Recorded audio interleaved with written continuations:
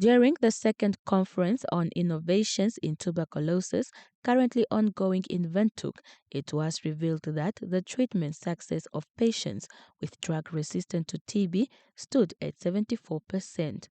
While the country still maintained a near universal HIV testing for TB patients, reaching almost 100%, and 99% of those co-infected with HIV initiated antiretroviral therapy. Some people may not know this, but in Namibia, the government of the Republic of Namibia ensures that TB diagnosis as well as TB treatment is free of charge to all Namibians in the public health sector. So the government actually pays for all the TB diagnosis and also for all the TB medicines. So this is something that we often take for granted and we forget, but it's actually a lot of money that goes into this. So this is the biggest success that I would say if I were to compare with other countries. He explained that as it stands, Namibia remains classified by the WHO as among the countries with the highest burden of TB, ranking number 11 globally.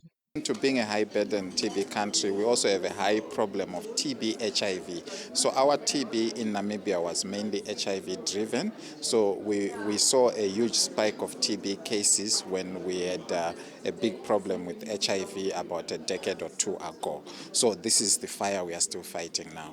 However, Dr. Ruswa says more still needs to be done in locating those with TB, especially those undiagnosed, and put them on treatment to prevent further spread. In addition, also, one of our biggest challenges is the missing TB cases. It is estimated by World Health Organization that we are missing about 33% of our TB cases in the country. Why are we missing them? They are out there. Sometimes they might not have symptoms, so they may not present to the health facilities. Sometimes they might have symptoms, they think they are mild, they will not come to the health facilities. And it is also possible that some of them do come to the health facilities, but we fail to diagnose them when they turn up at the health facility. He says in effort to find these cases, the ministry does community TB screenings and train their health workers while ensuring they keep in line with the WHO recommendations. You heard our Honorable Minister, Dr. Livindao, talking about artificial intelligence being used with chest x-rays.